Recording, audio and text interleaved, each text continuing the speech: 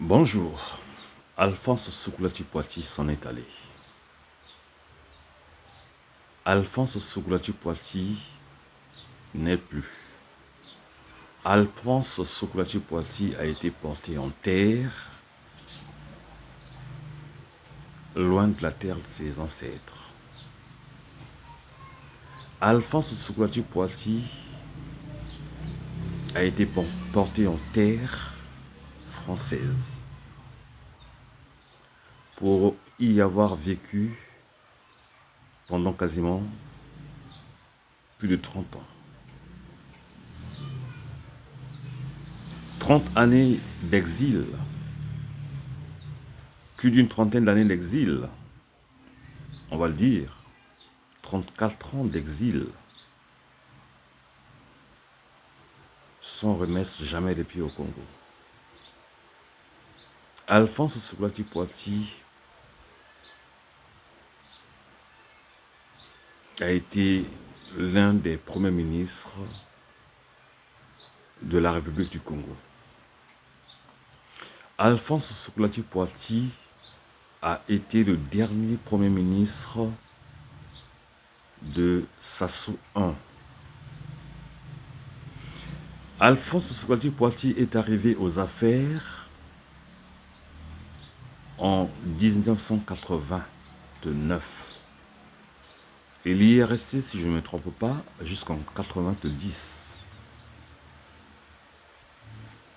Alors, pour essayer de circonscrire le contexte dans lequel Soukoulati-Poiti arriva à la primature, nous allons tout simplement faire un petit rappel.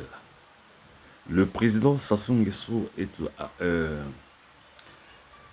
arrive aux affaires en 1979 et il fut nommé au poste du Premier ministre Louis-Sylvain Ngoma.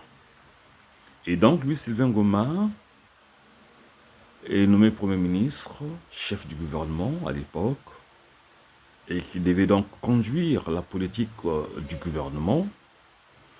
Et la politique du gouvernement, et sur le plan économique, ils avaient mis en place un plan quinquennat qui devait s'étendre sur une période de 5 ans. Et ce plan quinquennat, nous l'avons vu, les réalisations de ce plan quinquennat sont jusqu'à ce jour visibles.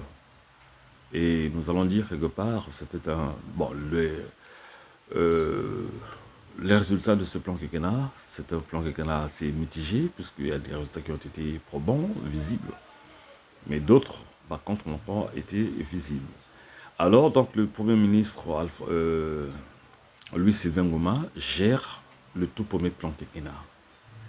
Et arrivé pratiquement à la fin de son quinquennat, du plan quinquennat, le Premier ministre est remplacé par un autre Premier ministre qui est donc Ange-Édouard Pongui, un haut cadre de la République aussi, et qui donc devait prendre la direction de la politique générale du gouvernement et ensuite conduire ce pays, ou conduire en fait le deuxième plan quinquennat, qui était beaucoup plus concentré, orienté vers l'agriculture, le bien-être de la population.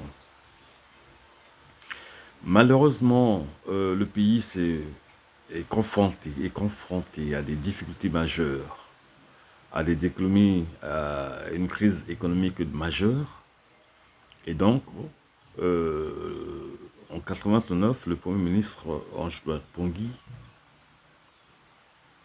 est limogé. Et donc, Alphonse Soukoulati-Poiti arrive à la primature et prend la direction du gouvernement pour orienter la politique générale du gouvernement. Et donc, Alphonse Soukoulati-Poiti vient hériter d'une économie tout à fait à genoux. Il vient rencontrer des grèves.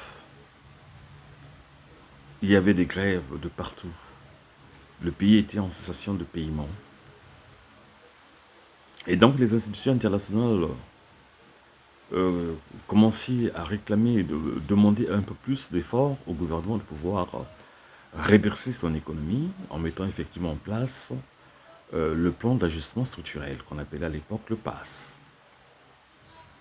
Et donc Alphonse Soclati-Poity est celui qui devait conduire cette politique économique pour pouvoir refaire l'économie nationale, notre économie, pour pouvoir refaire l'économie. Alors, refaire l'économie en ce temps-là avec un plan d'ajustement structurel 1 ou 2, parce qu'il y en avait 2. Et donc, Alphonse Soclati-Poity a géré, a trouvé le pays dans cet état. Et donc, dès qu'il arrive au gouvernement, c'est cette patate chaude qu'il reçoit. Mais entre-temps, la politique internationale change. Avec le vent de la perestroïka, l'écroulement du mur de Berlin en 1989, donc l'écroulement du bloc socialiste saute, et donc c'est le vent de la démocratie qui se met à souffler. Et la conférence nationale, la conférence de la Baule, demande donc à tous les États ou aux pays qui étaient des pays qui étaient, disons, du bloc socialiste. Donc on leur avait demandé de pouvoir changer de politique, d'arrêter le monopartisme et d'engager le pays vers la voie démocratique, donc le multipartisme. Et le Premier ministre Alphonse Soclati-Poity, qui devait donc gérer la politique à l'époque du gouvernement, était donc embarrassé. Et forte, il y avait de l'autre côté, il y avait une forte oppression. Il y avait une pression du parti de ne pas pouvoir accepter le multipartisme. Et de l'autre côté, il y avait la population qui réclamait le multipartisme.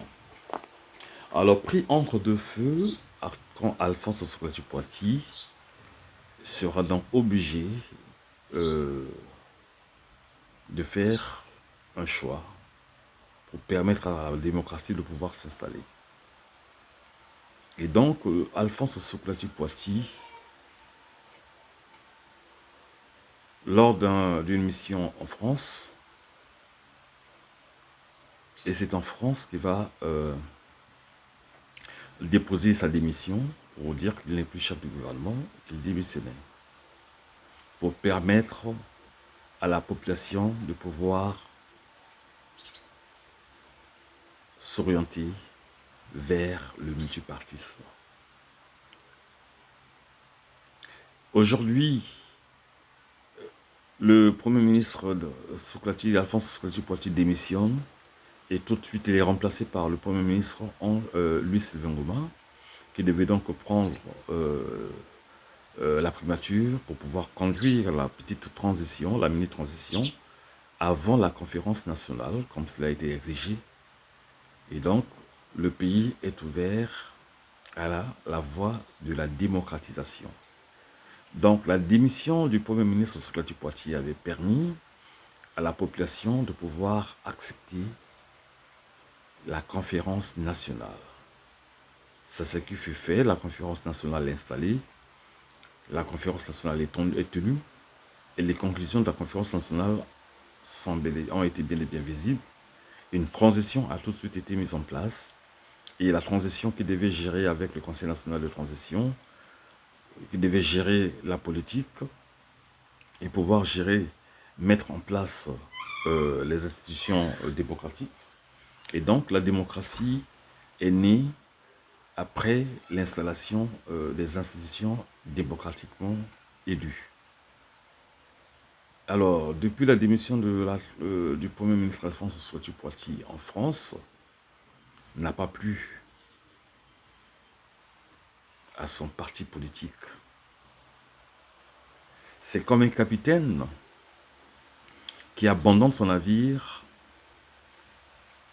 en pleine marée, en haute marée, s'il faut le dire. C'est comme un pilote qui abandonne son avion en plein vol. Et donc, la démission d'Alphonse Soubrati-Poitiers a déplu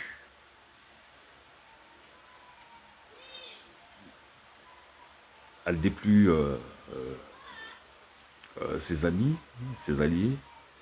Et donc, ils lui ont gardé, on va dire, hein, une mauvaise dent, une dent pourrie.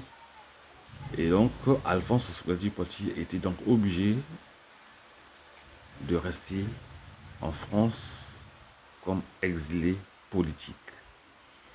Aujourd'hui, Alphonse Soubrati-Poitiers n'est plus. Alphonse Soubrati-Poitiers est décédé. Alphonse Soubrati-Poitiers a été porté en terre et en France. Aujourd'hui, je vais vous demander, et je demande au peuple congolais, d'avoir une pensée pieuse envers cet illustre disparu, d'avoir une pensée pieuse en mémoire de ce grand homme d'État, de ce grand citoyen, de ce visionnaire, de celui qui a accepté, qui a sacrifié sa vie pour aller rester en France en exil. Il s'est sacrifié. Il a sacrifié sa carrière politique dans ce pays. Alors qu'il avait les capacités de pouvoir être le président, de ce pays. Alphonse Soubrati-Poitiers a préféré prendre position du côté du peuple. Alphonse Soubrati-Poitiers a pris position du côté de la nation et du côté de la raison. Alphonse Soubrati-Poitiers n'a pas eu tort. Aujourd'hui, nous lui rendons un dernier hommage. Nous disons tout simplement merci à Soubrati Alphonse. Merci à Alphonse Soubrati-Poitiers pour tous les services rendus à la nation congolaise. Repose en paix. Et à la famille biologique d'Alphonse Soubrati-Poitiers, nous vous demandons d'être forts. Gardez une pensée pieuse et mémorable pour votre fils, père et grand-père. Le pays, le Congo, n'oubliera jamais Alphonse Soubrati-Poitiers. Merci et à très bientôt. Ciao.